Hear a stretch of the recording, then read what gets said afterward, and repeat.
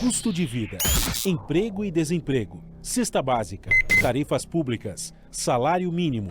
Agora, na Brasil Atual, a análise do DIEESE. E nós vamos conversar agora com o sociólogo Luiz Ribeiro, que atua no Sistema de Acompanhamento de Informações Sindicais do DIEESE.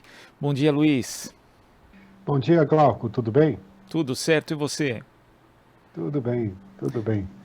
Luiz, ontem o DIEESE divulgou o boletim de olho nas negociações, mostrando que cerca de 37% dos reajustes salariais das categorias que têm data base em junho, analisados até a conclusão do boletim, resultaram em ganhos reais dos salários, que é o maior percentual de reajustes acima da inflação por data base desde setembro de 2020.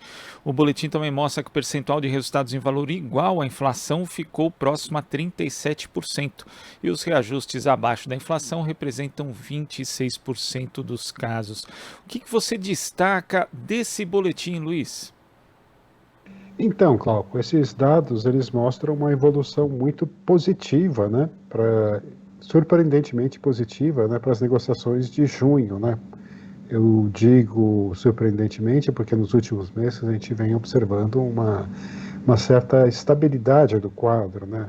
Principalmente naquela camada ali dos reajustes abaixo da inflação. A gente via que no ano de 2022, né, o ano corrente, né, cerca de 45% das negociações por data base, né, não conseguiam repor o INPC. Então, o dado de junho, né, ele mostra um dado positivo e que destoa do que vinha sendo observado nos meses anteriores, né, um crescimento significativo do percentual dos reajustes acima da inflação, né, que está na casa dos 37%, e principalmente um recuo, né, bastante significativo daqueles reajustes que não conseguiam repor a inflação.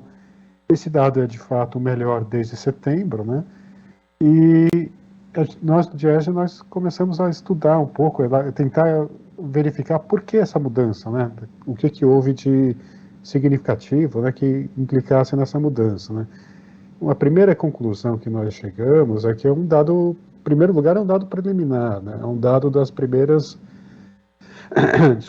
dos primeiros resultados, né, dessa database. Esses números eles podem se alterar futuramente, para melhor ou para pior. E é um dado ainda que pode sujeito a alteração.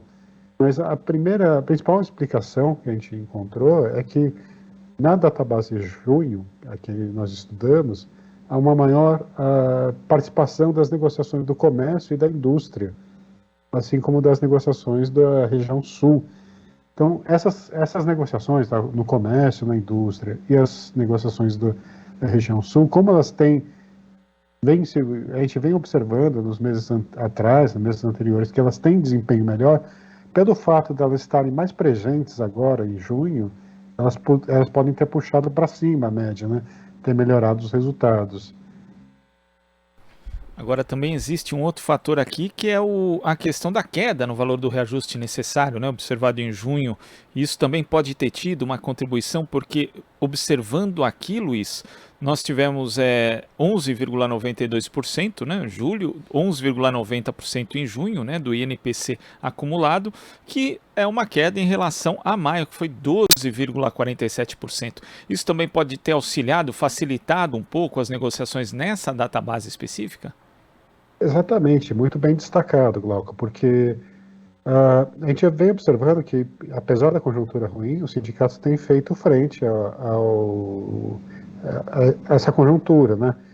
E as negociações de maio tiveram que enfrentar um reajuste necessário, né? Tiveram que negociar um reajuste na casa dos 12,47%. Quando chega junho, acho que as negociações de junho já estavam preparadas para esse patamar de inflação. E como a inflação teve um leve recuo, né, isso pode ter favorecido, né, nas mesas de negociação, uma obtenção de um ganho real, porque a inflação caiu e a negociação estava girando em torno do patamar de 12%. É um dado muito importante, né, essa queda, né, ela reflete a queda da inflação ocorrida no mês de junho, né, mas é bom que se destaque que, embora tenha havido essa queda, a inflação continua altíssima, na casa dos 2 dígitos, né, próximo de 12% ainda, né, e isso tem afetado profundamente a vida das famílias trabalhadoras, né? E Luiz, você mencionou também que isso pode ter sido influenciado por conta dos reajustes, em especial no Sul, e a gente vendo aqui o acumulado do ano, né, entre janeiro e junho de 2022, é uma disparidade muito grande, né? Os reajustes da região Sul, por exemplo, 24,1% acima do INPC, enquanto 24,5% foi abaixo do INPC, 51,5% acabaram empatando com a inflação. Agora, se a gente pega a região Centro-Oeste, né, onde o agronegócio tem uma influência muito forte, 67,9% dos reajustes abaixo do INPC e só 11,3% acima da inflação. É uma disparidade muito grande, né, Luiz? Exatamente, né? Os dados eles vêm refletindo isso, né? Tanto em termos regionais, né? A região Centro-Oeste tem os piores resultados, né? Infelizmente, né? E também em termos setoriais, né? Como a gente falou um pouco antes, né? Comércio e indústria com resultados melhores e os serviços resultados piores. Então, é preciso olhar com muito cuidado nesses dados de junho. É uma melhora boa. É bom que se tenha uma melhora, mas a gente não observa essa melhora ser espraiada para o conjunto da sociedade. A gente observa que, na verdade, os resultados continuam muito desiguais, né? Regiões brasileiras são mais favorecidas, outras menos favorecidas, setores mais com reajustes melhores, outros piores. Então, a gente tem um quadro de muita disparidade, desigualdade, né? E, às vezes, a composição de uma negociação, das negociações numa database, como dar mais peso para uma categoria e não a outra, isso é normal, isso é comum que aconteça, os resultados podem variar. Então, essa variação positiva de junho pode, às vezes, não ser significar uma melhora generalizada, pelo contrário, a gente ainda observa essas desigualdades regionais, né, e setoriais. Eu acho que a gente precisa ficar muito de olho assim, dos próximos meses para ver o que pode acontecer, né, das negociações. É um dado positivo, a gente não pode deixar de negar, é muito positivo que isso ocorra, mas talvez não seja consistente, talvez não seja duradouro, né? E de primeiro momento a gente observa isso, ele reflete as desigualdades que são observadas na sociedade brasileira. Agora, Luiz, você observa essa questão das diferenças setoriais, né, com indústria e comércio pagando melhor, inclusive conseguindo reajustes acima da inflação, com menos dificuldade do que outros setores. Isso acaba também apontando para o futuro, porque é necessário que o Brasil trabalhe essas pautas, por exemplo, como a própria reindustrialização, já que existe um processo muito forte de desindustrialização há muito tempo no Brasil, que foi aprofundado nos últimos anos, e também de estímulo ao mercado interno, já que o mercado consumidor hoje é muito mais fraco relativamente do que também em anos anteriores, Luiz? Sim, claramente, né? Qualquer estratégia de desenvolvimento nacional tem que passar pela questão da indústria, tem que passar pela questão do fortalecimento do mercado interno, né? A conjuntura internacional hoje tem mostrado para os países, né, que eles precisam se renovar suas capacidades produtivas, né, e talvez a gente possa dizer incorporar mais elementos da cadeias globais de valores, né, porque hoje em dia a produção está muito disseminada em vários países do mundo e nesse momento atual, né, de desarranjo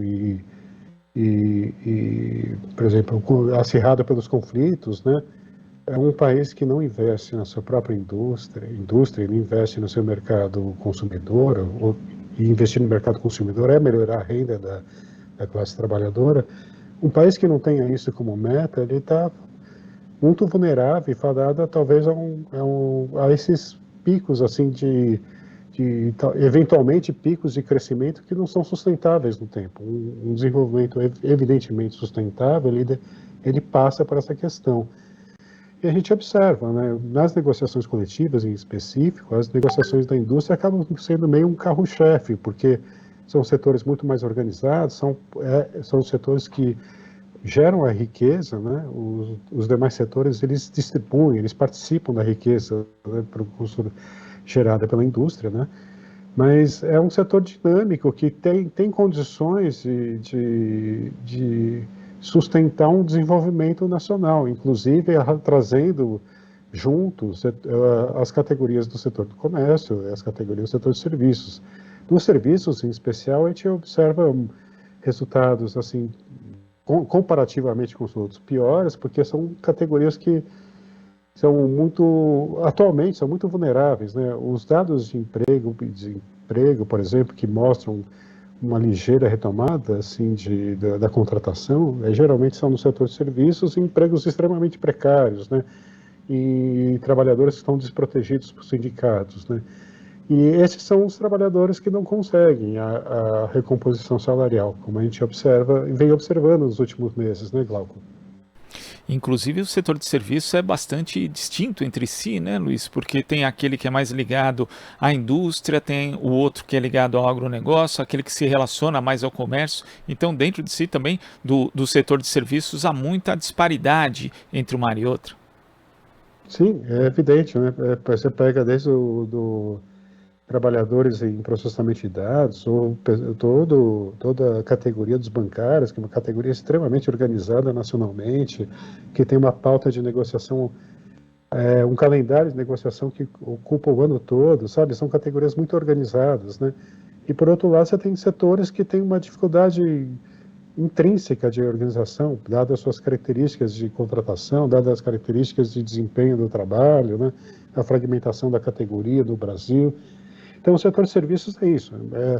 É possível, agora no segundo semestre, que os dados dos serviços melhorem, porque vão ser incorporadas as negociações mais fortes, inclusive desse setor, né? Os bancários têm database em setembro, né? Então, é isso. Eu acho que para o segundo semestre a gente tem que, em resumo, a gente tem que ter observação nisso, porque vamos ver o que vai acontecer. Os resultados do segundo semestre costumam ser bons, né? Vamos ver como que vão se desenvolver neste ano, né? E vamos observar também se isso não se reflete numa melhora no setor de serviços, por exemplo. Luiz, queria agradecer a sua participação no Jornal Brasil Atual de hoje. Até a próxima. Obrigado, Glauco. Até a próxima.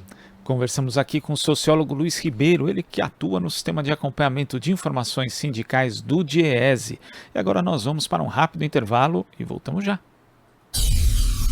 Aqui você ouve as notícias que os outros não dão. Jornal Brasil Atual.